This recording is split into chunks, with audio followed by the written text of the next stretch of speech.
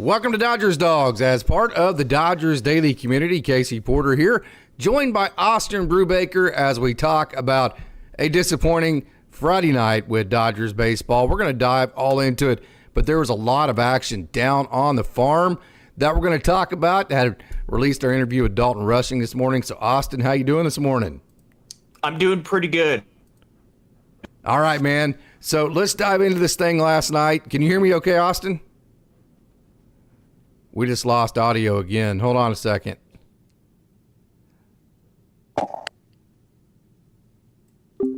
We just lost audio with Austin right there, so I'm going to start a new meeting with him, and we're going to see if this actually happened while we were going through this before. So this may end up being something where I have to go by myself. I'm not exactly sure what's happening with Austin at this point, so let me invite him back. He'll be back in just a second. But as far as last night's game goes, we had a walkout. Give me just a second. Austin's going to log on. Let me actually click it back to the banner, and then let me wait on Austin here.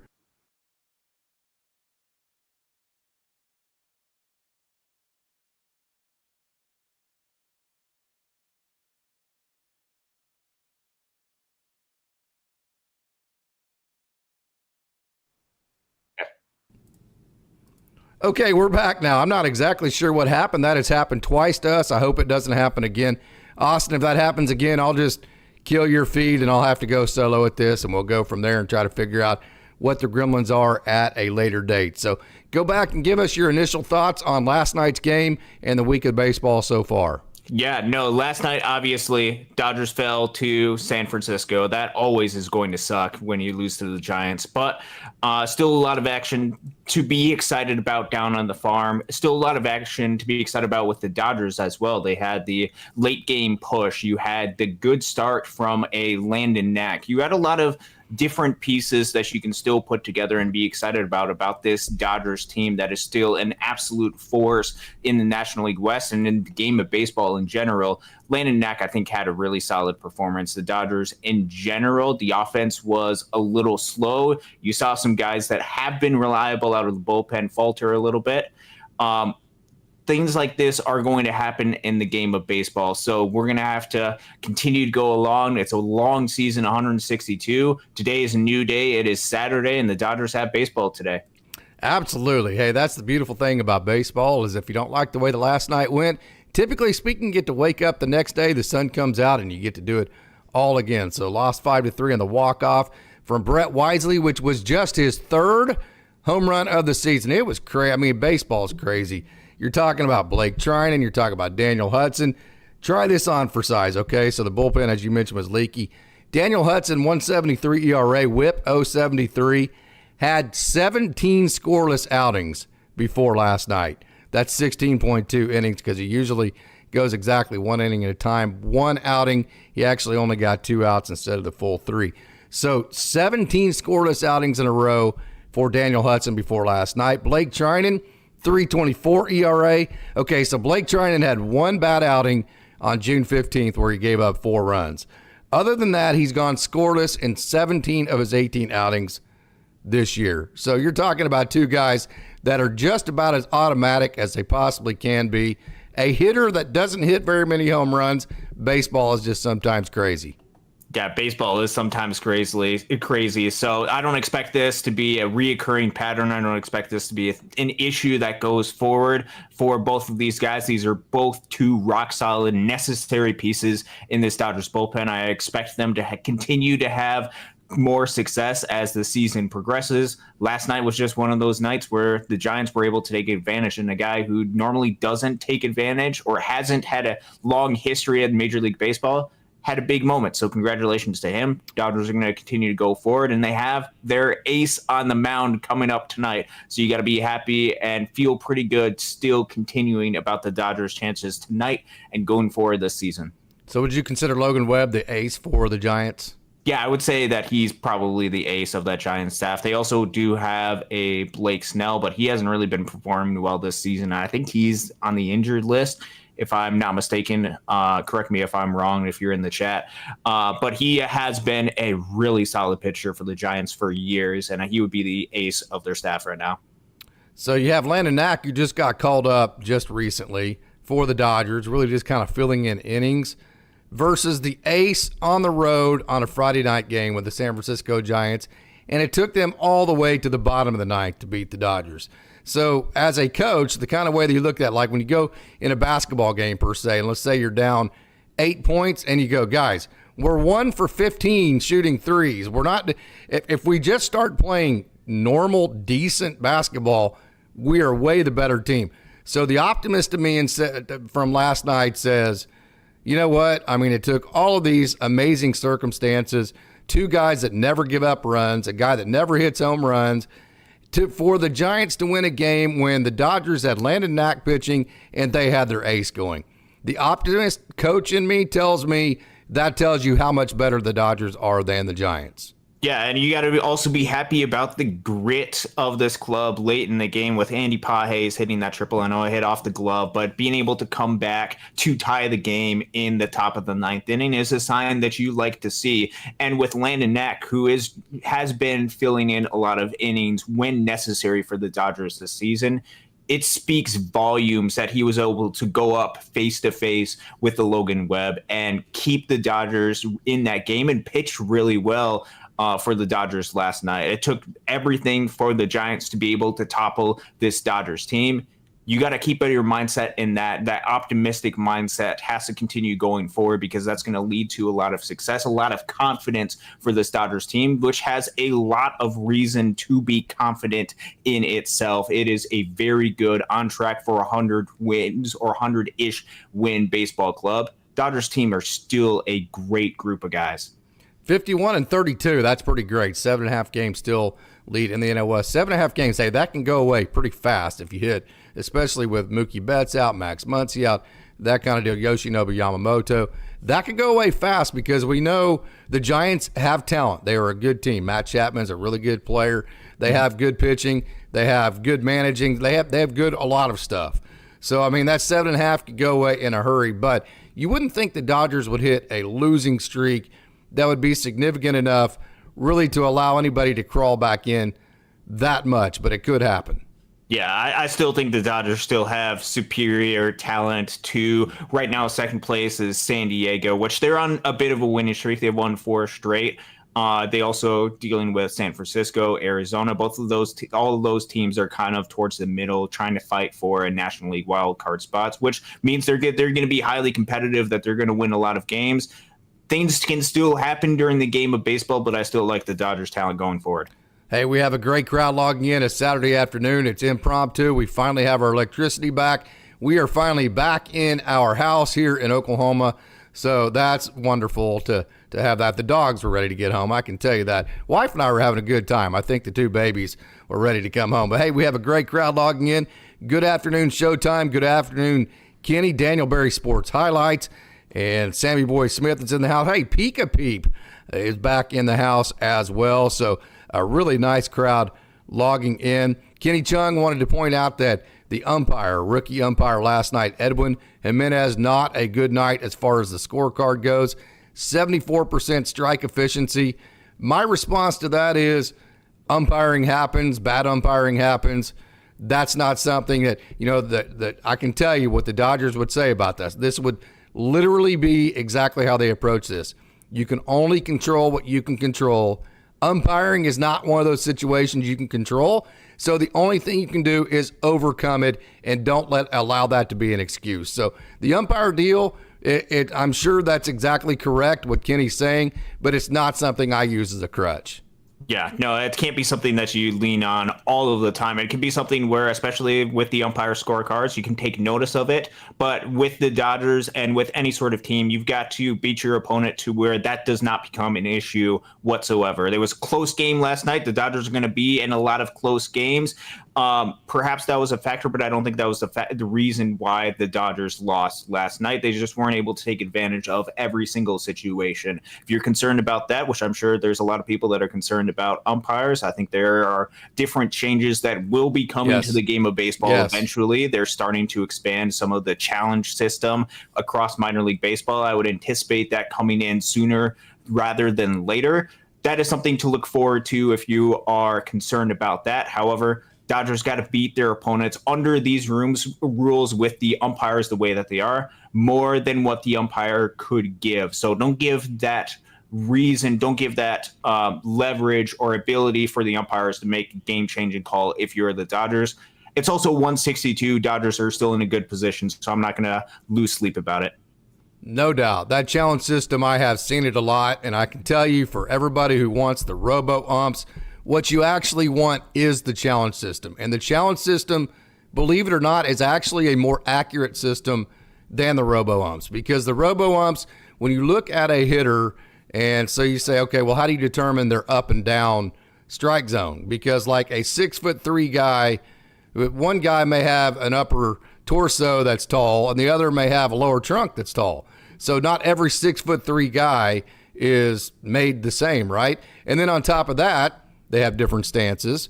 Then on top of that, they have different stances based on the count. Yes, there are still guys that spread out some with 2 strikes, and a human can really adjust to all of those different nuances that each hitter may have. So it's supposed to go like on the last 30 at-bats that each player has in terms of the average strike zone, the stance that they have, and this and that. So what about if you have a rookie come up and they don't have those 30 prior at-bats?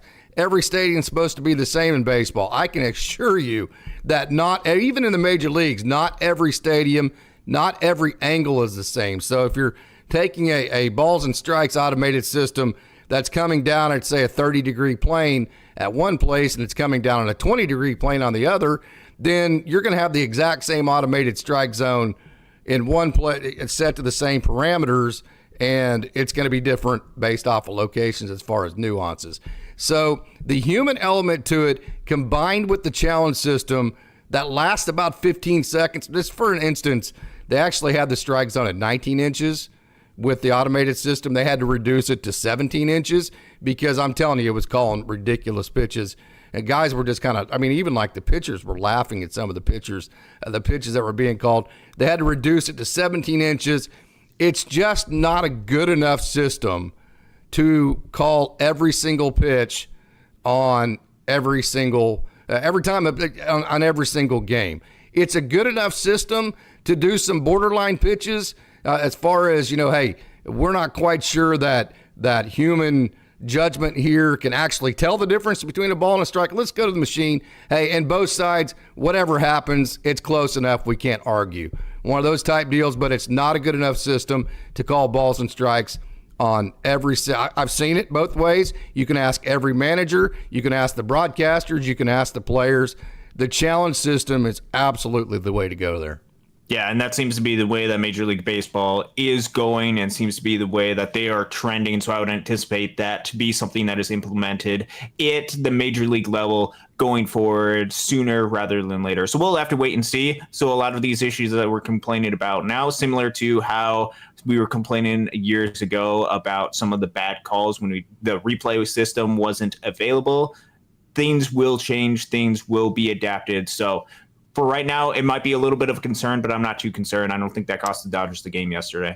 I know you're going to Midland, or where are the Loons at next week? So right now they're in Eastlake, Ohio. They'll be so next week is weird because it's the 4th of July. So yes. I won't be having my normal show on Monday nights because next week, with the 4th of July being on a Thursday, they kind of have the week split in half. So they'll be spending Monday, Tuesday, Wednesday just north of Grand Rapids against the West Michigan Whitecaps. And then Thursday, Friday, Saturday, they'll travel to Midland, Michigan, the other side of the state, to go play at the Loon Stadium. So Monday, Tuesday, Wednesday, I'll be in Grand Rapids, getting my first chance to watch Josue De Paula in person. Yeah. I believe, looking at just way the things are scheduled with the pitching rotation, probably a Patrick Copen, probably a Payne Martin as well. Oh, to see them. God, I'm jealous. Possibly seeing guys that were added recently to the bullpen, like a Jesus Luna or a Carson Hobbs, getting to see them in action. Maybe a Garrett McDaniels. A lot of good new players potentially get a chance to see next week. So that's where I'll be next week, Monday through Wednesday. Going to one-up you. I sat third row right behind home plate twice this week behind Edgardo Enriquez. Yeah. Woohoo! Yeah. 102.4, and then that slider hit 94. I was like, wait a minute, what? I mean, that had to be like wrong. And then he threw it again, and it was 93.6, and I was like, that's not what right. in the hell am I watching right now? This is like a video game. I mean, and I'm like 15 feet from DaltonRushing catching it. I'm like, this is like the greatest 3.5 minutes other than like getting married and stuff like that, right? Baseball, as far as baseball world goes, this is like the greatest 4.5 minutes of my life right here. I mean, it was like 9:30, and it had finally cooled down. The storms were rolling in, so you could see the thunder in the background. And I'm like, this is like the greatest of all time here. Oh, and that's a really good imagery too. Thunder coming in the background, because that's kind of what the Dodgers are dealing with both of these guys. Edgardo Henriquez, who's an absolute lightning bolt of a pitcher, just explosive coming in. He's in the background. And then you have DaltonRushing as well, which if you have not had the chance to watch the interview Casey released this morning, he had an interview with DaltonRushing, one of the Dodgers' top prospects in this system, an absolutely wonderful human being, a competitor. You can just see that through the interview. Go ahead and check that out. He's coming as well. So there's a storm brewing with a lot of these really talented guys coming up through the system. So that's good imagery, and great that you had a chance to see those guys up close and personal right behind home plate. So this is what you need to know about DaltonRushing. So why'd you go to Louisville? Oh, because I wanted to win. I mean, I'm all about winning. I don't care if I go 0 for 4. I want to win. Nobody cares if you get. And I'm like, okay, good. I mean, that's like literally DaltonRushing.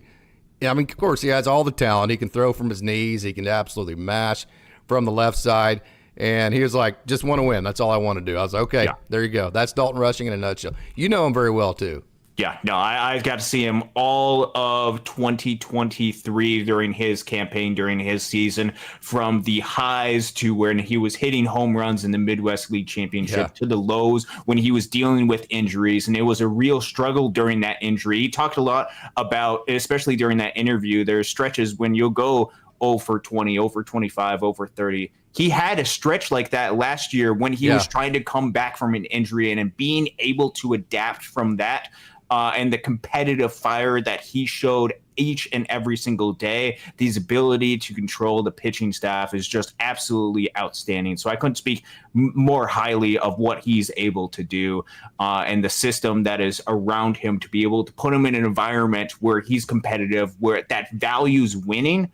I think that combination creates the best nature, the best person of DaltonRushing. So I was really excited to hear about that, hear about his experiences, hear about what he's working on going forward.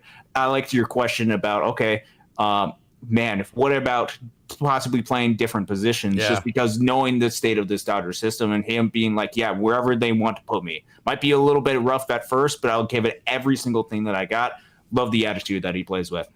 Absolutely. Hey, do you know anything about Maddox Bruns? I know Showtime's asking a question. He hasn't pitched in about a month. Yeah, he's been on the injured list with Great Lakes. I haven't heard too much. I know he's been around the team, at least during recent times that I've been there. So I don't know if he's just working through something, dealing with some type of injury. I know one of his last outings that he had before he got put on the injured list, I believe he only pitched 1 inning, and it was against... I don't remember if it was against Beloit or it was before Quad Cities. It's been a little bit while. You could just tell that something was just a little bit off. So I'm assuming that they're just working on things with him. I'm not too overly concerned, or at least haven't heard anything overly concerning from either Brad or John, who do the broadcast for Great Lakes. So we'll wait and see what happens when he comes back. He was pitching absolutely phenomenally during the limited times that I got to see him. Excited to see what he's able to do when he comes back. He was put on the 7-day injured list at the end of last month. That last outing you're talking about was 1 inning against the Beloit Sky Carp, or the high A, grade A affiliates of the Miami Marlins.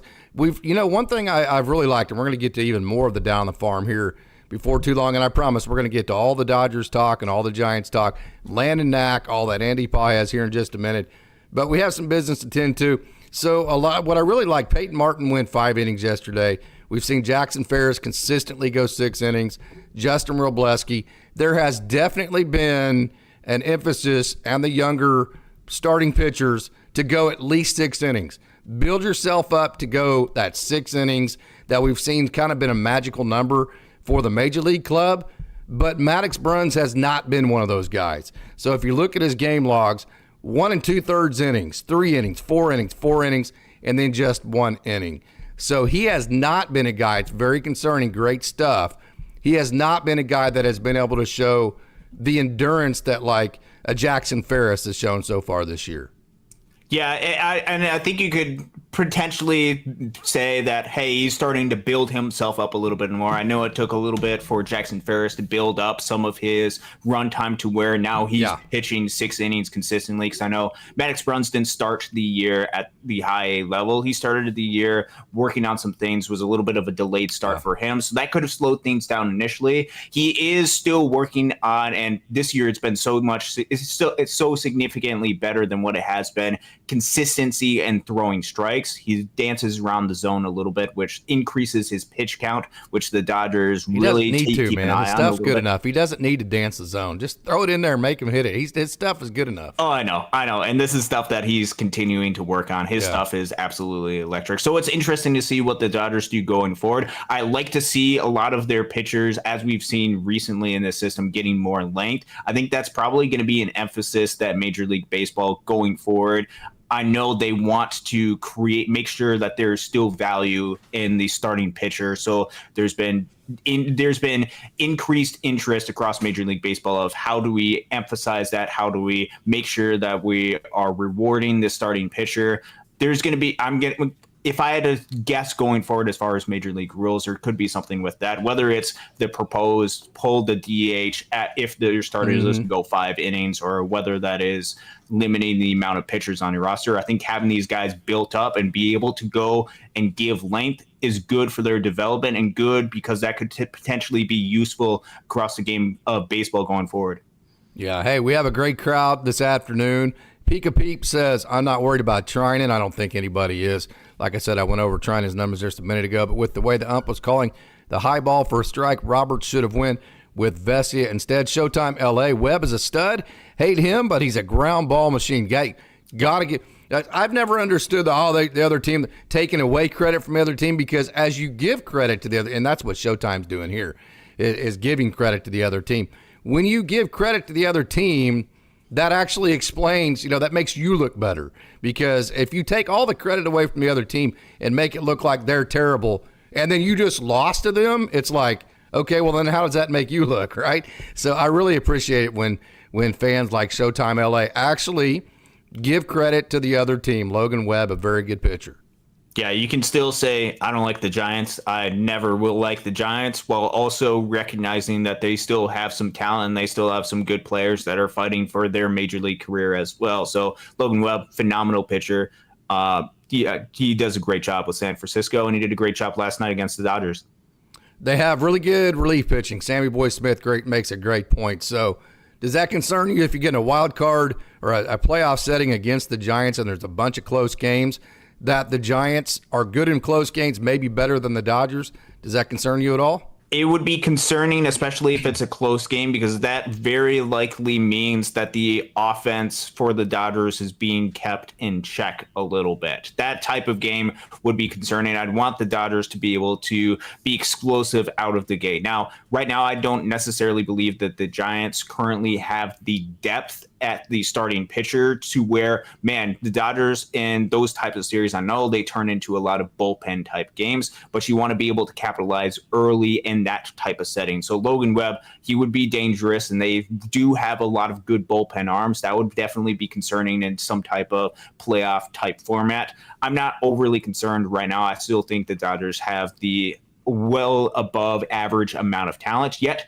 I thought the exact same way over the past couple of postseason series during the team that went up to. So you got to continue to be innovative and continue to find ways to increase the airtightness of this roster and make sure that they are as good as possible going forward, to where you have less and less concern and the probability of that happening, which there always are bad series that teams go to, but the probability that that happens continues to go down. So the offense last night, let's get into Landon Knack first. Landon Knack, 4 2/3 innings, 5 hits, 1 run, 7 strikeouts, no walks. So the command, control, and execution was really good. Having said that, his four-seam fastball got hit around a little bit. His curveball, which is kind of his get-me-over pitch that he likes to throw early in counts to keep hitters from ambushing his fastball, of which we'll get into a sequence here in a minute, that he used his breaking ball slider in this particular instance to keep the Giants from ambushing him. Curveball only landed 25%, so he didn't really have that pitch to get the Giants off his fastball. His change landed just 27%, and his exit velos were kind of high if you look at the way that his fastball was hit. So here's the exciting part of Landon Knack. He was 93 to 95. His four-seam was in the zone right at 60% of the time. He did a great job, 4 2/3 innings, just gave up the one home run, sprayed around some hard-hit baseballs, and 5 hits. I'm telling you right now, as good as the results were, there is a better version of Landon Knack out there, and maybe a substantially better version of Landon Knack, because there is a Landon Knack out there that's landing 50 to 60% of his first pitch curveballs to make sure he doesn't get ambushed. There is a Landon Knack out there, because he's able to pitch backwards a little bit more. He is not getting his fastball hit quite as hard. And although the results look good, it's a little easier on him to get to the same spot. So instead of just the 4 2/3 innings, you might be looking at 7 or 8 innings. So as exciting as it was to see Landon Knack pitch well and take up some innings, take down some innings, I still think there's a better version of Landon Knack out there, maybe substantially. Am I wrong? No, not at all. That is something that I noticed during about the game yesterday as well, was Landon Knack. He was giving up a lot of hard contact. He wasn't as efficient as throwing a lot of his off-speed stuff for strikes, which even with the results, which were really good, as you had mentioned, there's so much more that he can give. There's additional success that can be had when all of those pitches are working together. Now, with pitching, not all of your pitches are likely to work together. It's those rare occasions when everything is working, but that ability to go through an offense, to be able to get those out and limit damage and still be able to give your team almost 5 innings when you're coming in and working on trying to give some innings to this Dodgers team. Still a phenomenal job by Landon Knack. I think there's so much more. The pitch sequence can improve as the command next time that he comes out hopefully improves for some of his off-speed stuff, as he's able to throw more strikes with his curveball. I think that's going to come down to each and every outing, but he can find ways to get hitters out. And once those pitches come and work together, those outings are going to be special. Yeah, absolutely. And Tamale, hey, good afternoon, Tamale. Love Landon Knack's body language and composure. Just remains loose and focused. The funny part of that, I've sat in Wichita, Kansas on some rando Tuesday night and watched the Wichita wind surge light Landon Knack's ass. And Landon Knack be so pissed and so just, because it's like I'm still in Double-A. I've been in Double-A for like parts of, seems like 9 years now. And I'm getting my ass just ripped and Wichita, it's 7,000. So it's just so awesome to whenever you see the major league stage that comes off that Landon Knack is so and he is composed and all that. I've seen him at his highest and lowest moments, if that makes sense to you, Austin. So whenever you see guys in those scenarios, and then you get a comment like, man, this dude's like cool and composed and he's so confident. There has been so much work and so many hard grinds to get to that point. That's why it's such a celebration for somebody like you, for guys like you and I, when we see Landon Knack do that and we see comments like Tamale just made. Yeah, no, you get to see through the journey. You get to see through all of the hardships. Each one of these guys, their journeys are not going to be perfect. They're going to go through a lot of struggles. They're going to be in Wichita when Wichita just explodes off of them, or they're going to be nights when you're striking out 3-4 times. It is about the journey, is about consistency. Landon Knack has been consistent throughout his career. He's continued to work at his craft, and it's paying off big time for this Dodgers team. The opportunity came and arose for a Landon Knack to step up, and he has stepped up and just absolutely to this point knocked it out of the park for the Dodgers. And to the point where Dodgers are keeping him around in this starting rotation, in part because of need, but mostly because of what he has been able to do. That just speaks volumes for the type of pitcher that Knack is. Merit system, baby. We've been talking about that for a long time. I kind of went on a little bit of a rant about my boy Barnesy the other day. I know there's a lot of people that don't agree with me on that, and that is totally fine. That was just one man's opinion, my opinion. on that deal. But merit system is why Landon Knack sticking around, no doubt. Yeah, no, that absolutely is. And that is something that I want to see continue to go forward for this Dodgers team, a merit system, try to put the best possible team roster construction that you can put together, and look for the guys that you know, not for necessarily what they have done, but what they will continue to do going forward. Put that type of roster together. And I think with Landon Knack, he has earned it, and he is continuing to get starts for the Dodgers. I expect that to continue to go forward as we continue across the season. So we have a question here from Jerry Hunter. Hey, Casey, why won't Roberts play Vargas against righties? Biggio is just giving up at bats. I'm not going to argue with the Biggio part of it. I've given my defense as to why the organization is not moving Miguel Vargas with 5 capital letters again to a different position. He's just now starting to get comfortable. He's just now gaining some confidence. He's just now feeling like, okay, well, I'm good enough to be a major leaguer. The last thing you want to do is throw another curveball at this guy, at least from the organization's perspective. So the reason why they're not moving him to third, it's very, very complicated. He went from first to third to second, back to third to left field, back to third last year, back to left field. That's all in the last 2 years. So I am 100% now. If the organization came out tomorrow and said, hey, we're going to move Miguel Vargas back until Max Muncy comes back, he's going to be our everyday third baseman until that happens, I'm going to rejoice and celebrate, and I'm going to back the organization 1,000% on that. But if the organization continues to have the stance of, we like where this guy's at right now, we like where Miguel Vargas is at, we just don't want to have to ask him to change positions again and throw him another curveball, I'm going to back that too as well, because I saw Miguel Vargas the day he came back to Oklahoma City. I know how hard this is for these guys. It's not as easy as saying, hey, just throw him in there back at third base. Again, to take all your ground balls and all your infield work, and then also all your outfield work, and then also be a guy like Miguel Vargas that's already a borderline guy in terms of confidence, it's just way harder than it seems, in my opinion. Yeah, you want to put Miguel Vargas in the best possible situation to succeed. He's been great during his time with the Dodgers. I think that is a testament to why we're talking about Miguel Vargas and why there's suggestions. Why not put him back at third base? He's been there before in his minor league career.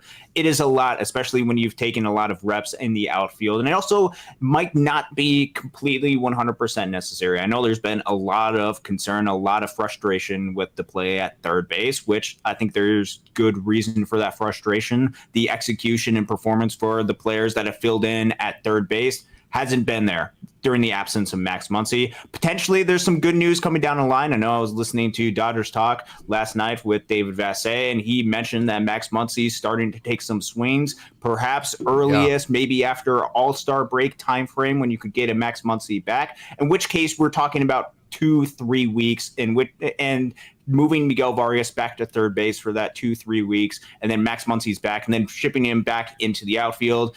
I just don't know if that's going to be the best thing for him. Now, maybe Max Muncy's going to be out a little bit longer. Then you could have a little bit of a different conversation. And I think we're all trying to figure out different ways to get Miguel Vargas into the lineup more because he's executing really well. Just hard to get him at bats right now when you don't have the designated hitter open and when you want to give Andy Pages and Teoscar Hernandez every single day at bats. So it's unfortunate. But I think this is the situation where the Dodgers are in. Give credit to Miguel Vargas because every single time that he's gone out there, for the most part, he's putting out and performing. So that's creating this conversation. It's creating a good problem for the Dodgers. And I understand why Dodgers fans would think that, man. Get Miguel Vargas, get his bat in the lineup every day. I don't care where it's at. Stand him on his head if he has to, but get his bat in the lineup because 7 hits, no home runs, 3 runs, 8 strikeouts, 3 walks. And then this is per Blake Harris. He tweeted this out last night. I like this information. Since getting back from Colorado, the Dodgers have scored 2, 7, 3, 4, 4, and 3. So it's just one of those dog days of summer periods for the offense. It's been a gruesome schedule. The 4-game set in Colorado, took a lot of starch out of the Dodgers as well. So I also understand the other side of this of, hey, we've got this guy that's fairly fresh. He's excited. He has all this energy. What the hell are we doing sitting this guy? I understand that too, right? Yeah, no, I totally get that too. So the Dodgers are going to have to be creative. They're going to have to find a way to continue to get him at bats. They seem to like Jason Hayward, who's going up pretty much exclusively against right-handed pitchers. And in order to pair that, they're mixing in Miguel Vargas pretty much against left-handed pitchers. That seems to be the way that the Dodgers are going. That seems to be the way that they feel comfortable with that outfield rotation, combining that with an Andy Pages and a Teoscar Hernandez. So I think that's where they are at right now, and they'll figure out third base. They're hoping that Max Muncy is going to be able to come back and fill in the type of shoes that he had left, which the Dodgers have not been able to fill in that shoe since then. So I think they're happy so far. Cautiously optimistic, which with the Dodgers, you have to be cautiously optimistic when you're talking about injuries with the way Max Muncy is progressing. But perhaps there is some good news. Perhaps it's not as worrisome as what it seemed to be even a week ago. Absolutely on that. Tomatley says, got to get Miller there. You worried about Miller? About Bobby Miller as far as his performance so far?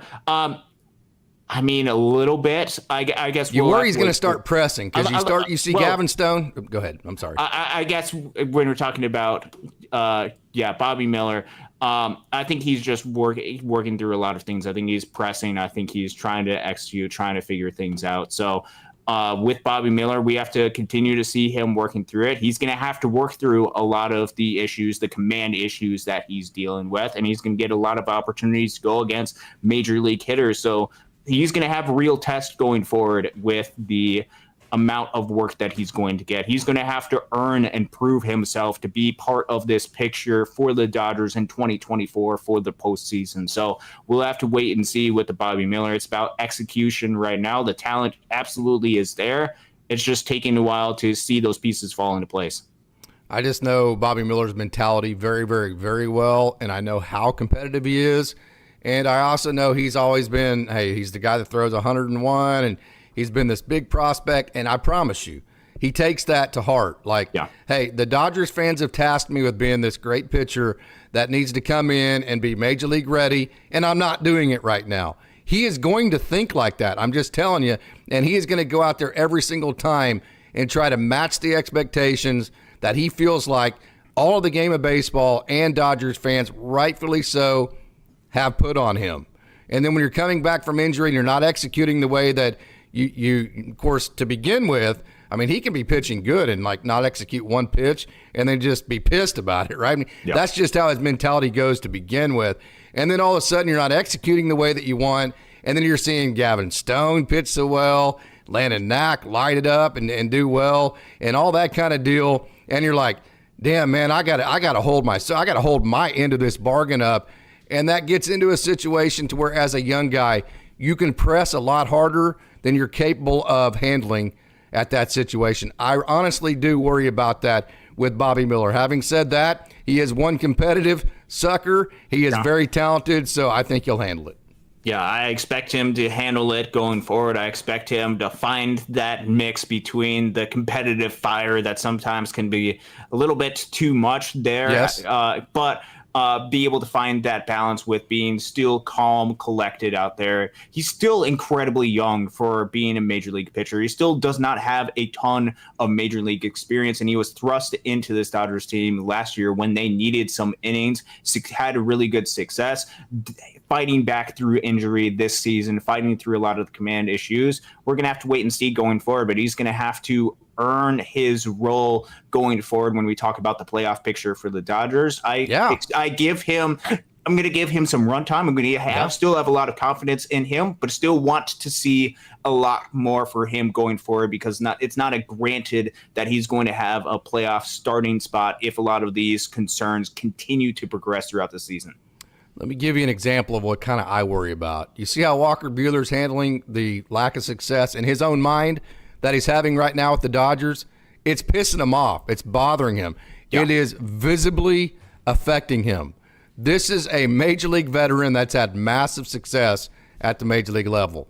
Well, if it's pissing him off that bad and it's outwardly affecting him that bad, what's it doing to a guy like Bobby Miller, who is the exact same mentality? Yeah. I mean, do you see what I'm saying? Yeah, and there's a lot of comparisons that you can make to Walker Buehler and Bobby Miller, and both of them are having some struggles right now coming back, being able to execute a lot. And I'm sure part of that mental game is there. So that's something that they're going to have to work through. The Dodgers are going to have to work through with him. I'm sure Bobby Miller is going to get plenty of run time, plenty of opportunities to prove himself. But we're also starting to run out of time. We're a month away from the trade deadline. Dodgers are going to have to make some decisions as far as what they want to do going forward. Even if they have a lot of guys in the mix, they're going to have to make a determination. Hey, do we need to go out and trade for another piece? There's a lot of guys that are there, a lot of guys that have had a ton of success in the past, have all the talent in the world. But do we need to supplement this more? Do we not have confidence that we're going to have a good, solid 1, 2, 3 type of punch? I know they feel confident right now about Tyler Glasnow. I feel really confident, and every Dodgers fan should be about Gavin Stone. What's going on with Yoshinobu Yamamoto? What about all of these other pitchers? It's going to be a very important month for the Dodgers going forward, and they're going to have to take a very serious evaluation if they need to go out and get a really good starting pitcher. So we'll see what happens going forward. So Sammy Boy Smith says that's the one thing about our organization seems to lack is the whole retread and vets over farm. I trust the rest of the Dodgers process 100%. I'm a 1,000% agreement on that, Sammy Boy Smith, and that is not an all throwing shade at anybody. It's just simply a disagreement. Yeah. Some people would rather just go out and get a veteran for the higher floor. Guys like me, I'd rather go get the exciting rookie and try to get the high ceiling. It's just a difference. So like if you have that senior versus that young freshman and they're exactly equal, I think most people would probably choose the senior because it's what you're going to get on. I choose the freshman because I got 4 more years with that guy. It's exciting. I can train the guy anyway and mold him the way that I want. So it's just literally just kind of a difference in the way that you look at that. Okay, BC says, we know this team at this point in the season is just short of being a legitimate World Series team. I would disagree with that. I mean, I think it's definitely a legitimate World Series team. I think it's probably still the odds-on favorite or one of the odds-on favorite to win the World Series. You used the terminology earlier. It's not airtight, though, Austin. There is no way I think you can make the claim that this roster is airtight. There is a lot of, I think, leeway there in terms of the Dodgers bowing out like they have in the past because you're not airtight enough. So if I were to tell you the Dodgers need to go get 1 impact bat at the least and probably 2, who would they be? Oh, that's a really good question because you're talking about where you would need to fill the void. So let's take under the assumption, especially when we're talking about bats, Mookie Betts will be coming back. I think that is a fairly safe assumption. Yes. Max Muncy, let's assume that he's coming back, which he's working through. I like the progress, especially now that he's hitting in the cage. So then you have some of the voids on this roster that have taken up a lot of decrease in a lot of the production. A lot of those guys are off the table, or you start to get some of the answers that you need to. So the hole at third base gets filled up with Max Muncy. Feel pretty good about that. Mookie Betts, you have him either at short or at second base. I think a lot of Dodgers fans right now would feel more comfortable with him being at second base. We'll have to see what happens with the Dodgers and their determination with that. So when you're looking for an offensive type of player, and I think this goes to a really interesting question, actually something that I'm hoping to do as I find some type of spare time during all my busy time.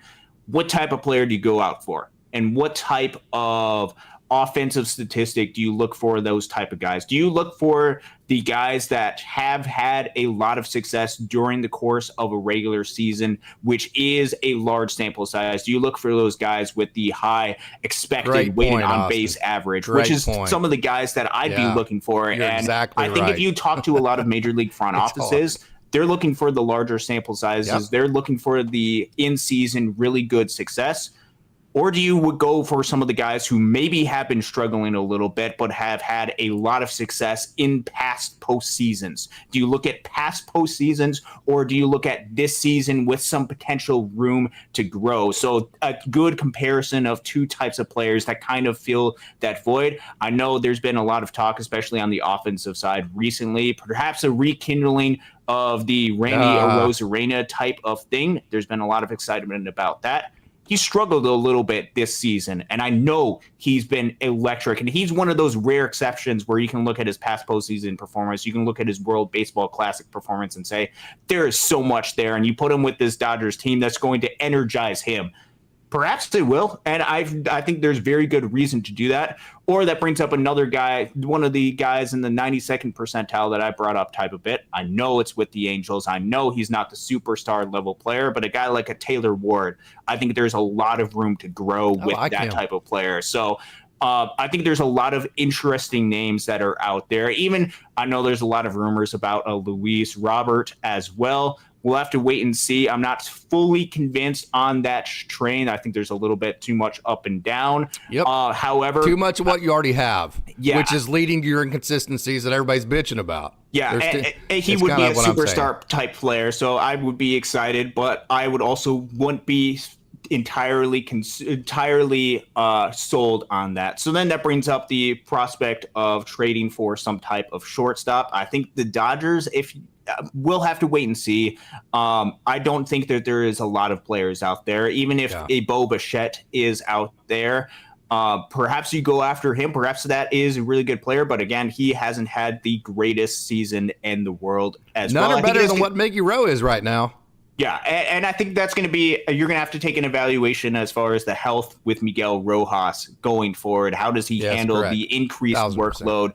Workload, which is the only reason why I would consider going after a guy like a Paul DeJong, if that's what they wanted to do. I'm not sold on the profile of player. He does pretty well against right-handed pitchers, which might pair a little bit well with Miguel Rojas. That's the only way that I could see them going after him if they wanted to. Didn't see the opportunity to get a Bo Bichette. So a lot of different areas to talk about with the Dodgers. Are they comfortable with the pair of Miguel Vargas and Jason Hayward out in the outfield? And would you be comfortable with that? Outfield would be the way if you wanted to go get an impact type of bat. I think those are where the impact type of bats are, which would probably eliminate a role for a Miguel Vargas. You would have Jason Hayward be able to come off of the bench against right-handed pitchers. Perhaps you look for an infielder that has a little bit more contact skills that can lengthen the lineup. Or when you're looking at offensive pieces, look for specific roles or ways that these players can succeed. Look for high leverage situations or look for splits lefty versus righty, because in a playoff type series, if you have a lineup that's filled with a lot of starters, now think about the bench, the guys coming out late in the games and late inning situations, guys that can hit against good velo fastballs, guys that can go up against a dominant left-handed reliever. Those are the types of pieces that you want to put together on this team. I think there could be maybe one impact bat that this Dodgers team adds, and maybe one additional piece that they could add that can help supplement this platoon type guy. So if they want to make an upgrade over a Chris Taylor or Kike Hernandez, who have both struggled this season. So this is a great point by Jerry Hunter. Bo Bichette, use any name that you want out there. They can all rebound, and here's why. They're going to be like in the 7-hole, not in the 3-hole. Yeah. They're going to be asked to be an auxiliary part and not the part, especially when Muncy gets back and Betts gets back. They're just going to be asked to be a guy and not the guy. The amount of pressure that takes off, the amount of better pitches that you see, easily all these guys can rebound, especially with a guy as talented as Bo Bichette. Absolutely, and that is something that you have to keep in mind as well with any one of the guys that you go out and target. If they are struggling, that same argument goes to a Randy Arozarena as well. So interesting conversations, and it's going to be a decision. It's that the Dodgers have to identify what they need, and also they have to make priorities as well. If your priority is, hey, we're not comfortable completely with having that number 2, especially if there's questions about Yoshinobu Yamamoto coming back, perhaps you have to push a lot of your chips and you have to look for a little bit more of a cheaper options towards this offense. So it's going to be really intriguing. And I know there's been a lot of names throughout there, even on the pitching side. Yeah. I know this week has been Crochet.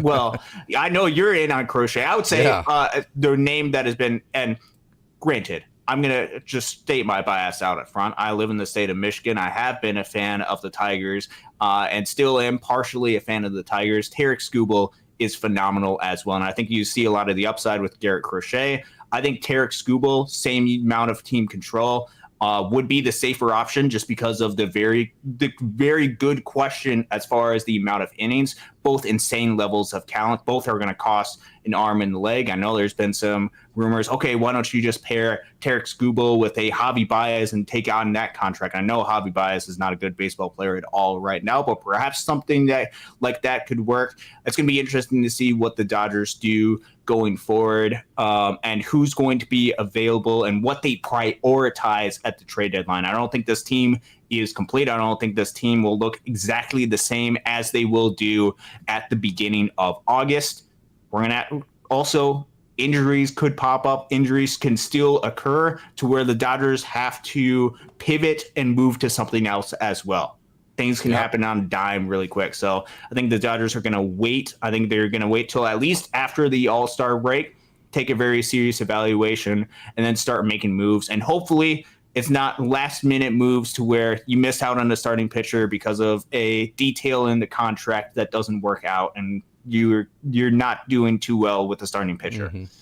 And another thing that could happen too, Gavin Lux in his last 7 games, he's hitting .304. His OPS, on base plus slugging, is over 800 for a second baseman. So if he continues to play like that, like he has in the last 7 games, which he's totally capable of, that would be one of the best second baseman, bottom of the lineup guys in the game of baseball. Now, that's a very small window of just 7 games, but in his last 15 games, he's hitting .280. So one of the best things that could happen for the Dodgers is for the guys that you already have, like a Gavin Lux, that haven't been performing maybe the way that they're capable of doing. You're going to keep Chris Taylor. He's not going away. Best thing that Dodgers fans can hope for is that he does take to the adjustments and starts hitting the baseball when he's put in there. Same with Austin Barnes. You just hope when he gets in there, he gives you the most amount of contributions he can, like he has with the young guys as of late. So one of the best things that could happen is if a Gavin Lux actually does start hitting, it doesn't matter what he's done to this point. What matters is what he does from here on. And if he can continue to hit somewhere around 300 with an OPS around 800, like he has been the last 7 games, and he's been clutch all year, that would be the best case scenario for the Dodgers. It's going to be a big 2 weeks leading up to the All-Star break because decisions have to be made. And if he continues, perhaps that creates questions as far as what the Dodgers could do. Perhaps that eliminates some of the possibility of targeting different needs. That would be the best case scenario, to have your guys that are already part of this team performing. You don't have to give up as many prospects or do as different creative type stuff. I think there's going to have to be an execution. There's going to have to be performance during the early part of July, that first half to maybe later half of July. This good streak that Gavin Lux is on, which I hope continues for Gavin's sake, I hope it continues for the Dodgers' sake, is going to have to continue because the overall big picture still isn't pretty for Gavin Lux. That can also change because you still have half a season that is left for this Dodgers team. Still have a half a season for Gavin Lux. I hope it changes. We'll have to wait and see. This next couple of weeks for Gavin Lux is going to be huge because this is going to be role defining for Gavin Lux and big picture defining for the Dodgers as far as what they want to do with the infield going forward. I think that's a very fair way of putting that situation. So I'm for Garrett Crochet because I don't personally think the Dodgers actually need to go and get a pitcher. I think they have everything they need right now. Yamamoto is going to come back. You already have Glass now, so you're going to have 2 really dominant guys, and I think Bobby Miller and Walker Buehler rebound enough.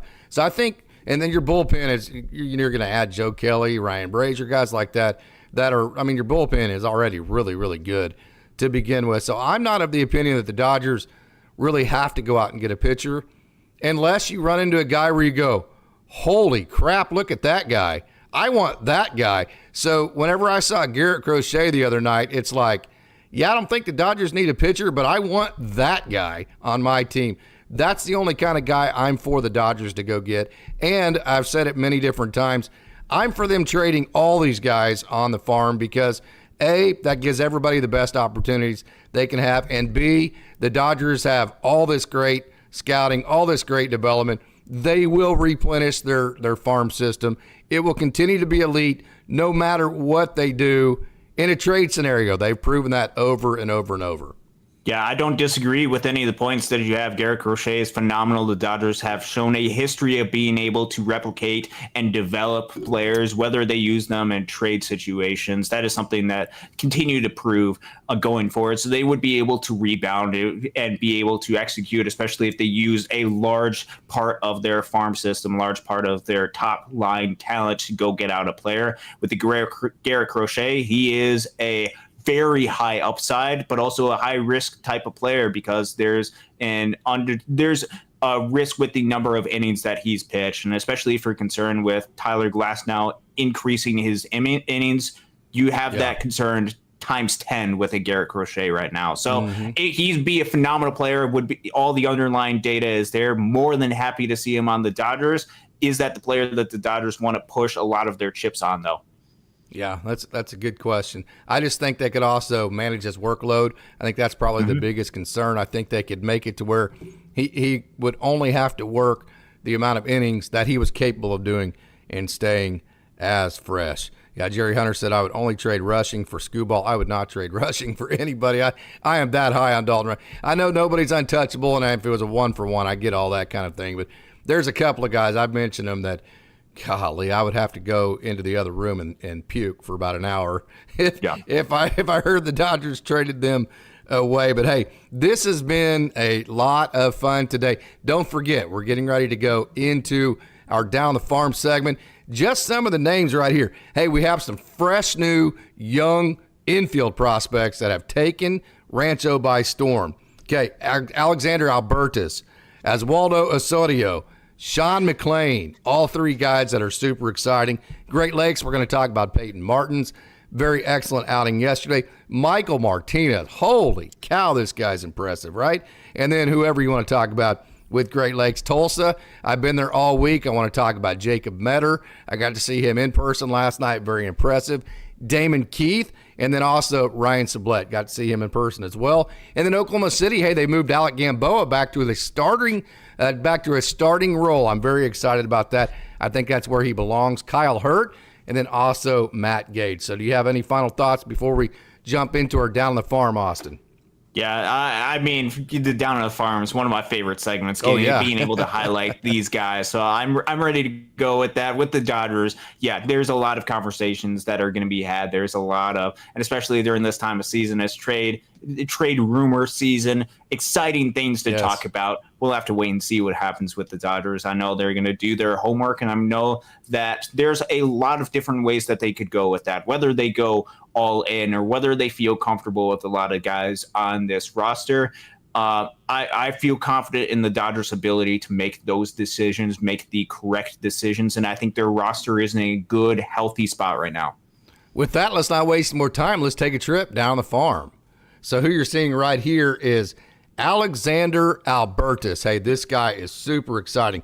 Let me back this up and kind of show you he's very, very athletic. He's kind of a shortstop, third base, whatever infield type of guy. What I really love about this guy, see how he shows his back pocket to the pitcher and see how just calm and just really just easy effort there is to this load. Very, very simple, but yet he gets to that stretch on the backside where he's pointing that knob to the catcher. Now, what I want you to show here is watch how he turns the barrel. Look how well he turns that barrel right there, Austin. Is that not awesome? I mean, just how easy he gets to that ball right there by turning that barrel. So what that's going to be, as you see, that's called hitting with leverage as he's locked that front side. So the back side is pushing forward.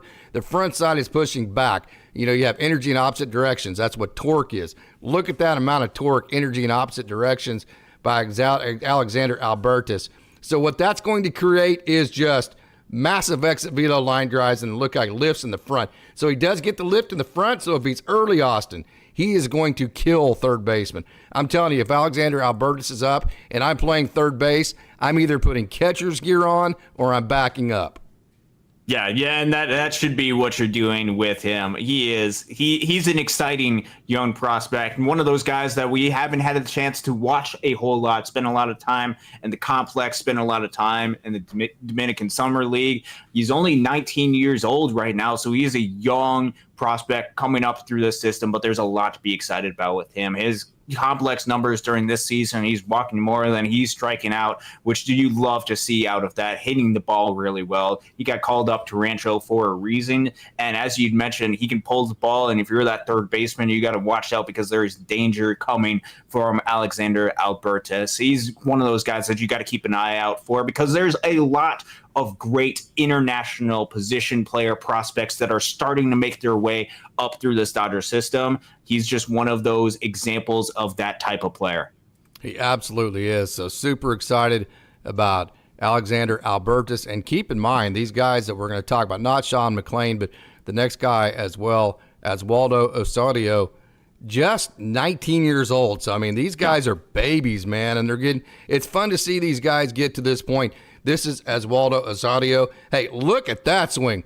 Woohoo! That is, let me back that up. So, you know who this sets up with as far as a comp to, as not the type of player or anything. Don't say don't like go make a quote that I'm comparing this guy. He's going to be that kind of player or anything.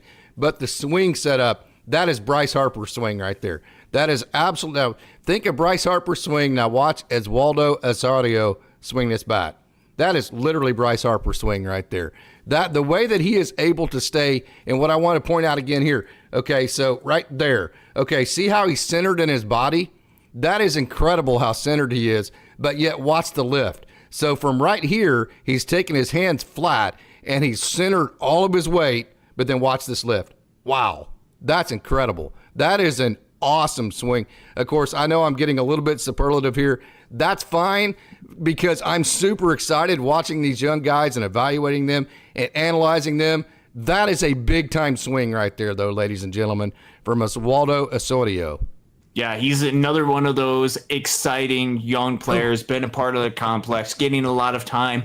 And Rancho this season, he's got a really good swing. There's a lot of growth. There's a lot of potential. Can play second base, third base, occasionally shortstop as well as one of those middle infield type players, also on the corner as well.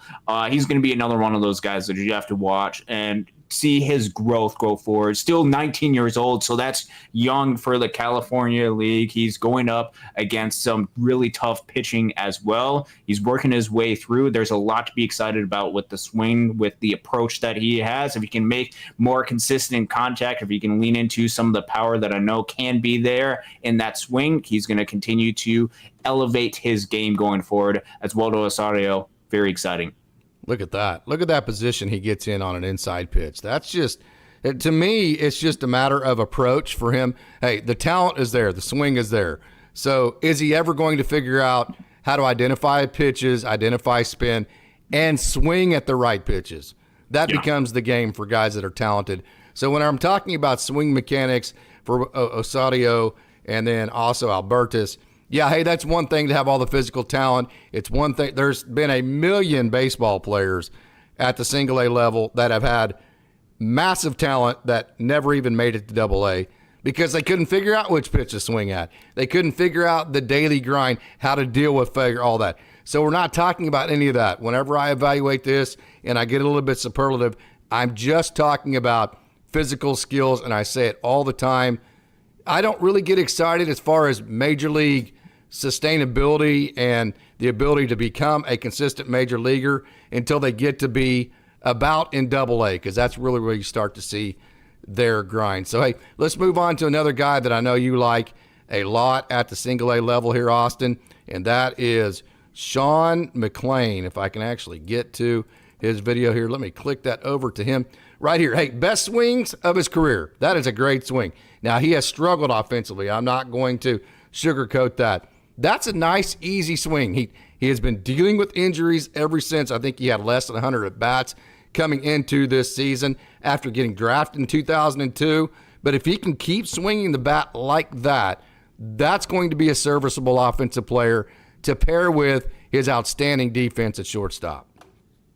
Yeah, the defense is of no question for Sean McClain. It is there. It is absolutely legit. It is about the offensive ability that he has. It's about the consistency that he's able to produce. It has been a struggle this season. He's still dealing with a 204 batting average in balls in play, so perhaps getting a little bit unlucky. Perhaps there's a lot of room to grow with Sean McClain. You like to see those moments of success, especially with a guy that you have little to very few concerns about defensively. To see that offense ability come through, you just like to see that. So great moments from Sean McClain. I know he's going to continue to work, continue to be obsessed with being better at the offensive side of the baseball. I still think a lot of tools are there. I think the hit tool is there, which can lead to a lot of success, lead to a lot of opportunities to get on base. I think the ball is going to start to fall a little bit better for Sean McClain as of recent or in the upcoming games. So I think there's going to be a lot of success in the future for Sean McClain. Been a struggle so far,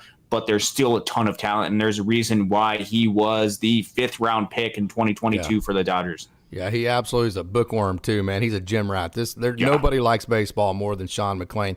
His brother, Matt McClain, has been in the major leagues for a while now, so he has major league pedigree. This guy thinks like a major leaguer. He eats, sleeps, and breathes baseball. So you would have to – I would bet on him to figure it out. If we talk about, hey, these guys, can they handle failure? Do they know what pitch? We just talked about that, right? I would bet on him being one of those guys that figure out all those parts of the game better than everybody else because of his baseball IQ. How about the start yesterday from Peyton Martin, Austin? I'm going to let you take this one over. Oh, yeah. No, that was great. It was great to see Peyton Martin get out there. He's starting to get a lot more comfortable. He's performing really well at the high level for Great Lakes. Peyton Martin, he's able to mix his pitches really well. And against this Lake County offense, which Lake County was the team that won the Midwest League East during the first half, they are no joke legit. They have so many guys up and down the order that are so good. Peyton Martin was able to go and adapt and was able to really produce for them on the mound. Get some. Hey, let me stop you right here. I'm sorry. Yeah. Hey, let me stop you. Sorry. Watch this. Watch Peyton right here. I'll let you get back. See that right there? Watch his reaction. He's about half pissed right here because it's raining. Look at him. Right. Okay, that's actually a slider, and because it's wet and humid, he can't. He said he kept getting on the side of the ball, and he couldn't execute that pitch the way that he wanted. So I was like, hey, dude, is that like, did you have this change up to your arse? He's like, no, man, it just was wet and humid, all that kind of crap. So when you see that's the kind of God, he just got that personality to him. It's just awesome to watch. Sorry, I didn't mean to interrupt you, but I wanted to show you he's that. a character a little bit up there on the mound. He He goes out there, and especially during last night, it was kind of misty. It was a little bit rainy, a little bit, in East Lake, Ohio. Conditions weren't perfect out there, and he was still able to execute, get the outs when he needed to, work around that grit that you talk about. He got some runners on base, and there were some jams that he worked his way out of. So those types of grittiness, that grind that Peyton Martin has, is great to see so far this season with Great Lakes. A 2.87 ERA, striking out about 21% of hitters. I expect that strikeout percentage to increase a little bit more as he gets more comfortable and gets into environments when, man, he can grip the baseball a little bit better. So hopefully he gets an opportunity to have an outing early next week in Grand Rapids that I get to see. If not, Whitecaps, watch out, because Peyton Martin is going to go out there, and I think he's going to shove. Absolutely. Peyton Martin is a rock star. No doubt about that. Hey, this guy right here. Here's another one of these guys. I watched all week Tulsa. They have Edgardo Enriquez, Juan Murillo. They just took Jake Pilarski off of the IL, who can they have all these guys that can reach 100 miles an hour over. And here's another guy out of the blue, kind of like Edgardo Enriquez, a guy who's been injured the last couple of years, busted back onto the scene, throwing 98-mile-an-hour darts last night. Look at that. That's just a ridiculous pitch. This is Michael Martinez, and what I want you to show you about him is watch where he lands here. See that front foot? That's in the first base dugout. If you're a left-handed hitter, that looks like that ball's getting ready to get thrown at this guy right over here to the left, and all of a sudden it's coming back over the plate, and you're like, how did he do that? How do you land right here and end up making the ball move that way to your right? How do you get a right turn on this ball while landing to your left? It's like the opposite of a crossfire, and it's really effective against lefties.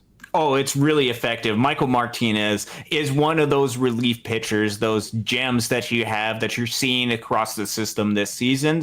he's one of those guys that you can point to, and yeah, there's a lot there. The stuff is there. The stuff is explosive. It's high velo. He's able to move it around a little bit. He's able to get strikeouts. Well, I love the journey that Michael Martinez has been on this season. He's somebody who, especially because it's taken a while for him to come back before this season, hadn't pitched since 2021.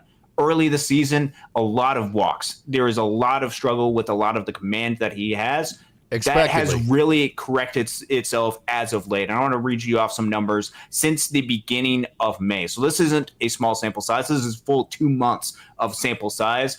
ERA, 1.10 for Michael Martinez out of the bullpen. Wow. FIP is at 3.76. His strikeout percentage is about 27%. His walk percentage, which on the season is about 16, close to 17%, down to just under 12%. Wow. Very effective. Nice. And also for Michael Martinez, past 5 outings, 0 walks. He's going out there and performing incredibly well. The execution is starting to be there. During this most recent outing, during the game yesterday, did he go 2 innings yesterday or did he just go the normal? I know he's gone 1 before in the past. He's starting to get pushed a little bit, and that is because he's performing out execution. The velocity, the stuff is there. This is one of those guys that I know it's been a struggle at times for the Great Lakes bullpen. With Michael, you got to be happy with what you're seeing from him on the mound, and last night was one of those examples to showcase. Just so happy for him, happy that he's continuing to have this success, this journey that he is on. He's incredibly effective, and these 2 months have exemplified it. They absolutely have. So his outing yesterday was a 2-inning outing, as you said. He had 4 strikeouts. As a matter of fact, I think he struck out the first four guys that he faced, and the Lake County announcers, who are young guys, were like, oh, my God, who is it? This guy's like amazing. And by the way, this announcer right here at the top left, we're asking if those are toilet seats. He's actually in the stands, and he's actually broadcasting sitting on one of those toilet seats. Minor league baseball is like the greatest thing of all time, isn't it? They are something else out there in Eastlake, Ohio, and those toilet seats that you see out there, those are going to be playoff toilet seats. Somebody's going to purchase a ticket for a Midwest League East Division playoff game, and they're going to be sitting on a toilet. I hope it's the Loons, and if I have to sit on a toilet to go watch the Loons in a playoff series, I will 100% sit on the toilet. But I hope it does. Hopefully, there's other seats available. But that is something that you get to see around minor league baseball. So last night for the Loons, those are 2 of the great performances that you got to see. Peyton Martin, and then you also got to see Michael Martinez. Offense just didn't execute as far as the opportunities that they had. They had plenty of opportunities available, weren't able to execute. That has been something that's been a struggle this week. But one guy who was able to perform last night and has been a little bit this series, Kyle Nevin. I mean, the power isn't always there. You're not going to see it with the home run total, which I believe it sits at 6 now. But it's there. It's legit there once he is able to connect. I remember the baseball that he hit in Wisconsin, which actually the bus driver was able to grab that baseball, got him to sign it. He was super excited about that, Paul. Kyle Nevin hit that. There's a light pole out in Wisconsin. He hit it 3/4 of the way up that light pole, and that light pole doesn't stand right at the gate. That stands a little bit behind. One of the absolute massive bomb. Last night was able to hit a bomb as well. Yeah, just unbelievable. You can see Paul, which a lot of guys that have come through Great Lakes know exactly who Paul is. You can see him running for that baseball. He has a lot of power, and last night he was able to tap into that. He's had some good success during this series, so good for Kyle Nevin, one of those guys that has at times struggled with a swing and miss. This week, he's able to connect. He's able to provide a little bit of consistent offense, and he's back to playing a little bit more defensively at first base. Yeah, been a while since you've seen him in the field, been allotted the designated hitter, starting to get a little bit more reps on the infield, which is great to see. Where else are we going Great Lakes-wise? Are we done with it? We're ready to move to Tulsa? Or what I think we're ready to move to Tulsa, yeah. I think tonight, there's going to be a lot more to talk about after the game tonight, but there's a couple of guys that had some base hits, but just weren't able to drive in some runs. So I'm ready for the game tonight and be able to talk about what great performances there are after tonight's game. Okay, my beautiful bride of 25 years was kind enough to watch the 2 pit bull babies in the hotel room last night as we were waiting for our electricity to turn on, which has been turned on, by the way. That gave me the opportunity to go watch Jacob Metter pitch for the Tulsa Drillers, and I was able to take this great video here. Now, we went from Michael Martinez, who lands in the first base dugout, right, all the way to Jacob Metter, who, look where he lands here. Let me back that up and see if I can get him to so I can show you where he lands if I can get it stopped. Watch how he crossfires here. Watch there. See where he's landing right there? I mean, he's landing right, if you made a target here, almost on the outside part of the right-handed batter's box. And look where his shoulders are pointed basically at the third base dugout at this point. But then all of a sudden, that ball cuts across the zone like that. So this is a pitch that starts out basically behind a right-hander's back, and it has all sorts of natural cut. So one thing that really stuck out was the natural cut of Jacob Metter's ball out of this unique crossfire type delivery. But then also he was able to stay behind the ball and straighten out his four seam, which is very important because that's going to be all of his location pitches. So you just let it fly and you let it cut to get the swing and miss. But you can only do that if you can locate a four seam. And as you see this video, you're going to be able to see him cut the ball, then also straighten it out for his four seam. See, there's that four seam that was straight there. And because of that, he was ahead in the count. See how that ball cut right there? You just saw the four seam and the cut. It was very impressive to see for Jacob Metter. Yeah, this stuff is there. And this is another one of those guys that has grinded, that has fought back from missing a lot of time with injury, now has a chance. Now he is healthy. Now he's back part of this team. And I was a little bit surprised that he got the bump up to Double-A Tulsa when he did. Although, if you look at his last two outings and you actually watch his last two outings against West Michigan back at late May, early June, he was actually executing incredibly well. And that has led to a lot of success to where now he's having a lot of success at the Double-A level. Look over his past 6 outings, which dates back into that West Michigan series, a 3.75 ERA, which I know even that first outing against West Michigan, some of the later at-bat towards the end, some things didn't go his way. He's starting to pitch really well, and the way that he's able to mix his pitches, the way that he's able to hide and execute out of the same arm slot is really impressive. I'm so excited for Jacob Metter and his ability to go up to Double-A, get the call up, perhaps a little bit unexpected, but he's going out there and executing and showing the organization why they should keep him up at Tulsa. And for the past 3 outings or so that he's been up at Tulsa, he's gone out there and performed. He absolutely has. So I was super excited to get to see him last night. I was very impressed with that crossfire. There's that slider / cutter type pitch. And that's a fastball there. That's a fastball that cut all the way across the zone. Very impressive for Jacob Metter. Hey, and the next guy that was super excited, this is a home run. Well, actually, you're going to see his entire at bat, Damon Keith. But if you look at this swing right here, he's got a lot of lift in that swing. So watch how much lift he actually has. Watch that. See how he's getting ready to... His knob is pointed basically straight down instead of at the ball, which means if your knob's straight down, this barrel is going to come around like that and lift through the baseball. Watch this. See that? See how that kind of a pinwheel type of barrel path there? Because of that, you're going to hit a lot of hard fly balls. And whenever he hits a ball in the air, Damon Keith does, the ball keeps going. He has a tremendous amount of carry. Kapow. Well, not there. He actually swung and missed on that pitch. Let me back this up and get you to where, hold on one second here. This is not, there it is, right there. Okay, how about that, Damon Keith? Let me back it up one more time and show you this swing from Damon Keith right there. Kapow.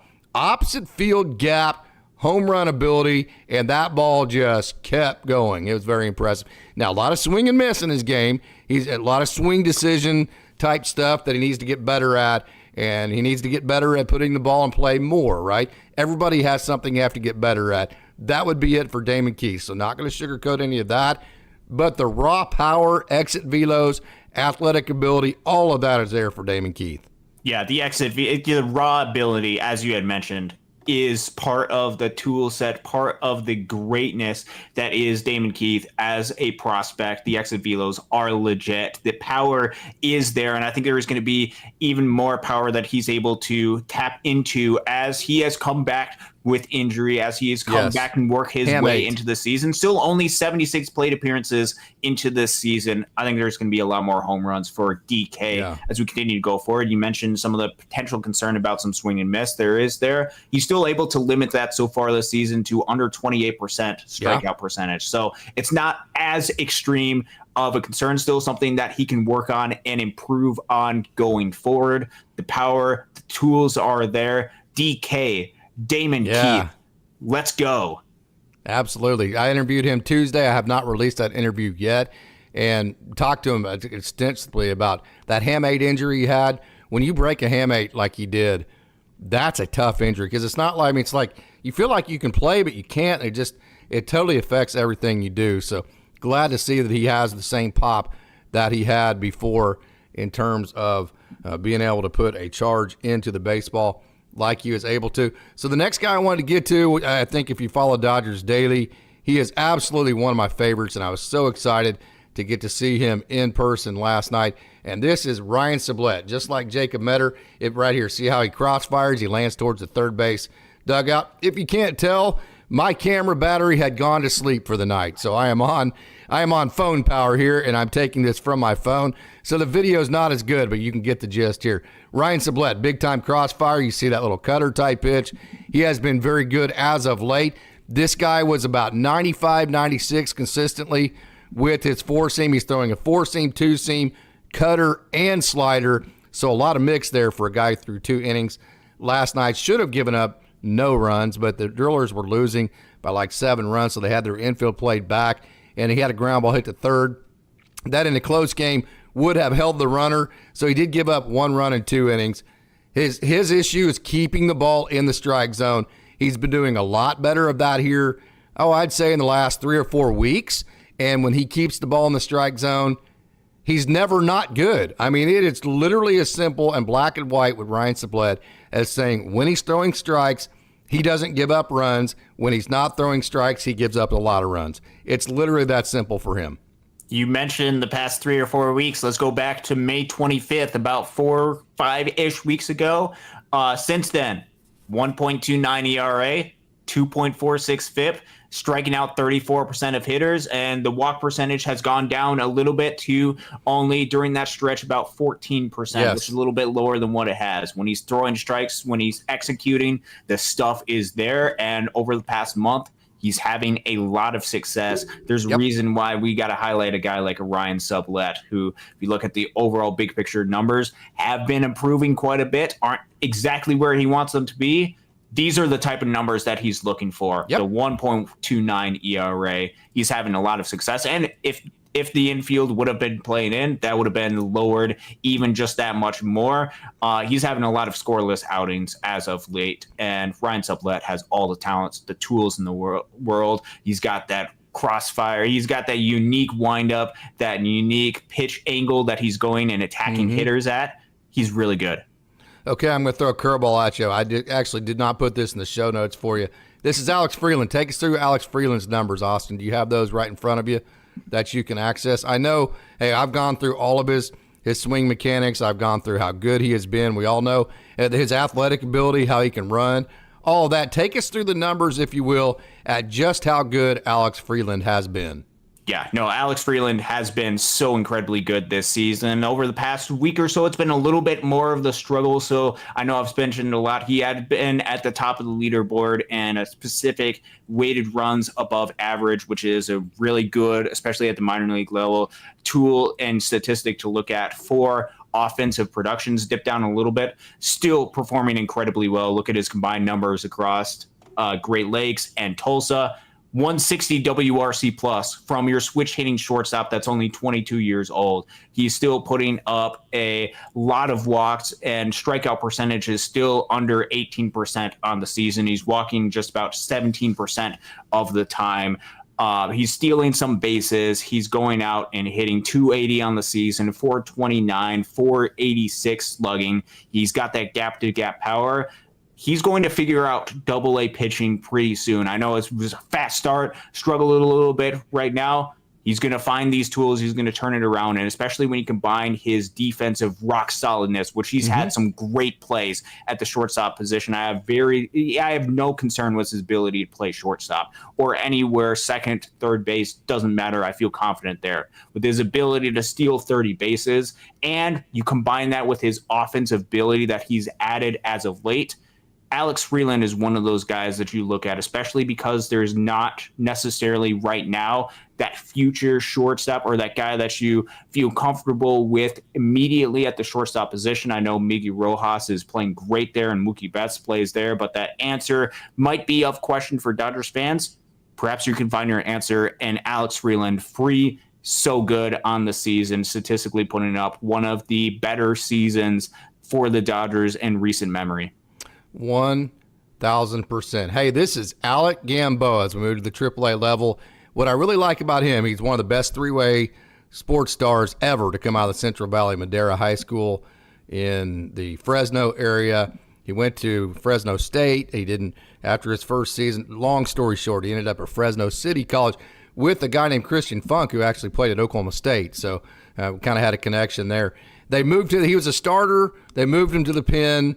But the thing is, he was a wrestler, he's a football player, but so he's a superior athlete. And so really moving him back to a starting role like they've done, I think is what's best for him because A, I think it gives him margin for error with his stuff, which he needs, and B, because he's such a superior athlete, I think the endurance is, simply put, made perfect for a starting pitcher. So super excited that he's made a couple of starts lately, Alec Gamboa. Yeah, no, that's an intriguing aspect to his game that they're tapping into, that potential that Alec Gamboa has. I'm glad that they're finding some type of role for him, giving him that bulk innings to be able to go out there and prove himself, to execute for himself. We've talked about him a lot on the show. The starter aspect is great to see him tap into that. He's got a ton of talent, left-handed side of the mound, just waiting for that opportunity. So whatever role the Dodgers are going to provide, whatever type of role that the Dodgers are going to instruct him on, he's going to run with. And Alec Gamboa, to see him have a good performance on the mound, just so great to see. This is one of those grinders, one of those guys that you root for in this organization. And there's a lot of tools. There's a lot of reason to be excited about. So far this season, a 3.20 ERA. Got to be excited about that. He's either on or off. At least he has been the last couple of years. And I don't mean just like in a game. I mean like for long periods of time. Like you'll see him for like 2 months be totally on and just be completely dominant. And then for like 3 weeks to a month, he'll just be off and walking guys and that kind of deal. So it's been a little bit of up and down for him. Last year, you can go look at his game logs, and he was just unbelievable for almost like 90% of the season, and then it kind of fell off there at the end. He's having another good year this year. So, hey, let's move to another lefty that the Dodgers picked up in the offseason. I actually had him on the 26-man roster when he first came over. Had a good outing, 1 inning last night. Matt Gage, a young man that brings major league experience on a minor league contract. He is the exact kind of guy that the Dodgers really like to have in their system. Yeah, they like to have these types of guys, as you'd mentioned, as depth, as guys that you can call up and feel comfortable with. This is especially if there is concern about the pitching ability or if there's injuries that occur. These are one of those guys that you have to keep an eye out because he could get the call up to the major leagues at any time. He's pitching out really well this season, a 2.79 ERA at the Pacific Coast League. A very hitter-friendly environment. He's striking out a lot of hitters as well. On this season, he's got a 32.5% strikeout percentage. You love to see that, and you love to see the performance that he had yesterday. Matt Gage, you have to keep an eye out for a lot of these guys. Dodgers make a lot of transactions, and he could be one of those guys that gets an opportunity. He's had some experience at the big league level before, so we'll have to wait and see what happens. I'm excited about the continued progression and improvement that Matt Gage is having. Hope to interview him before too long. I've communicated with him before just to verify his mix. 4-seam cutter slider, 94-95 on the fastball, occasional 2-seam. So that's the mix there. And, hey, I wanted to finish the show today as far as down the farm.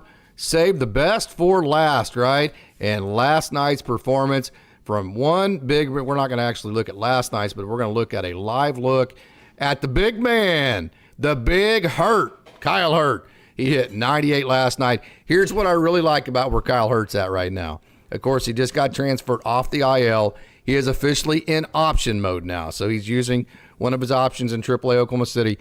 What I really like about KyleHurt is that he's sitting about the same velocity as he's hitting. So that tells you that he's very consistent in what the Dodgers call his throw, meaning like just the way the ball's coming out of his hand. So his throw is very consistent right now. That is a huge deal for KyleHurt because if you remember going back to last year, he said his one goal was to repeat his mechanics, right? So what he's actually saying there is, I need my throw to be consistent. Well, when your sit and hit velos are basically identical, that tells you that your throw is very consistent. So I think the Dodgers need to find a way to reincorporate KyleHurt.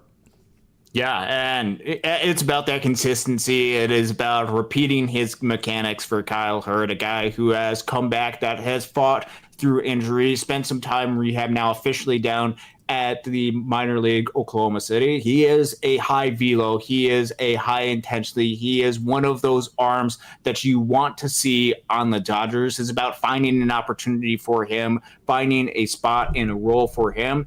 I think KyleHurt sooner rather than later is going to force the Dodgers' hand. And perhaps you could argue that he's already doing that, already has been doing that since he's come back to Oklahoma City since June 7th. He's had a 2.25 ERA. He's striking out 31.5% of hitters. He's doing really well. He's doing a lot of those things. You like to see the walks maybe come back if you want to nitpick a little bit for KyleHurt. But with what he's able to do, with the electricity, with the intensity, he's one of those arms that you want on your Dodgers, want as part of their organization.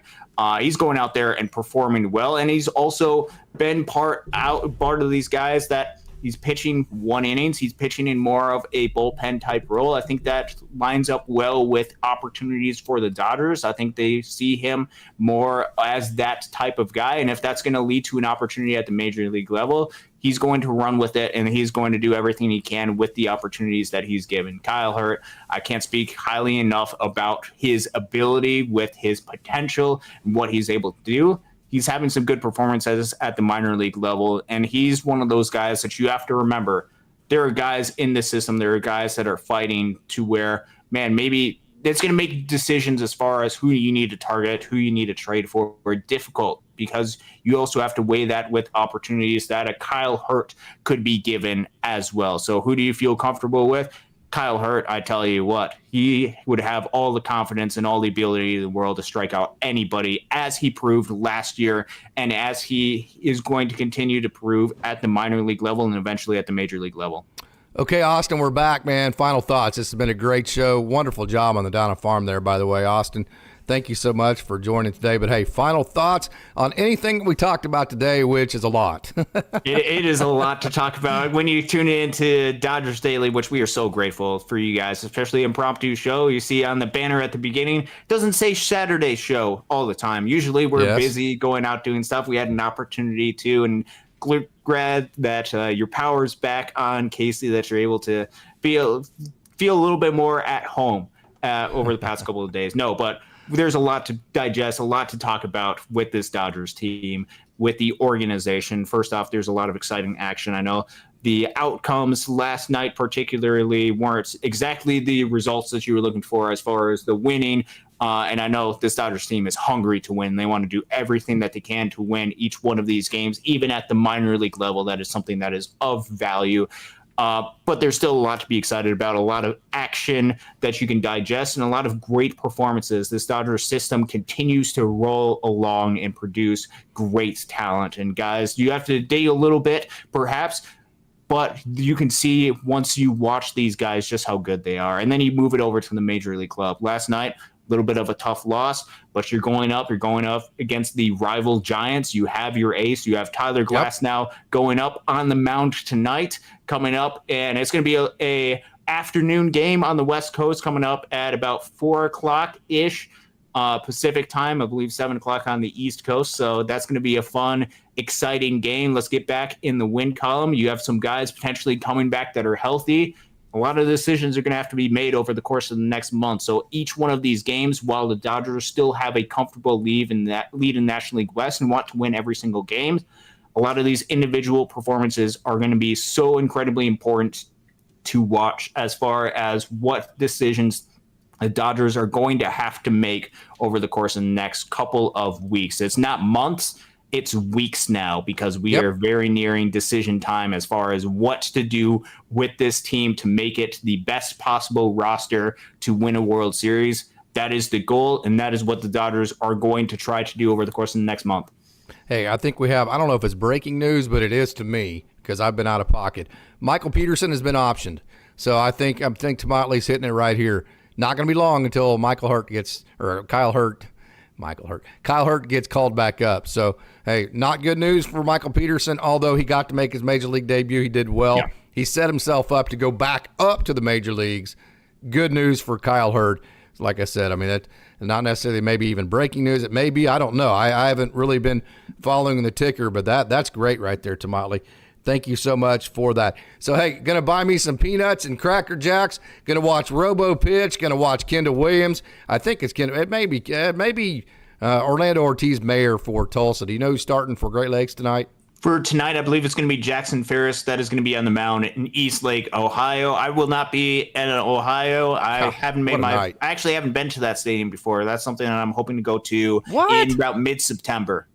Wow, you haven't been there yet? You've been everywhere. I've been just about anywhere. That's one of the. I've only haven't been there, and I haven't been to Beloit's new stadium. Only two stadiums that I've been to around the league, but it is a good 4-hour drive. So a lot of these stadiums is like, okay, I drive there, drive back home, and it only takes an hour or so. That one's a little bit more. So that one I'm going to have to invest a little bit, which I'm hoping to invest in mid-September for hopefully would be a Game 2 victory to advance to the Midwest League Championship if this Loons team can take advantage of the opportunities that are presented itself and make the playoffs this season. If not, perhaps mid-August, if things aren't looking so well, I might make my way over there. So we'll see what happens. But I will be able to see a lot of exciting action. Josue De Paula is coming up.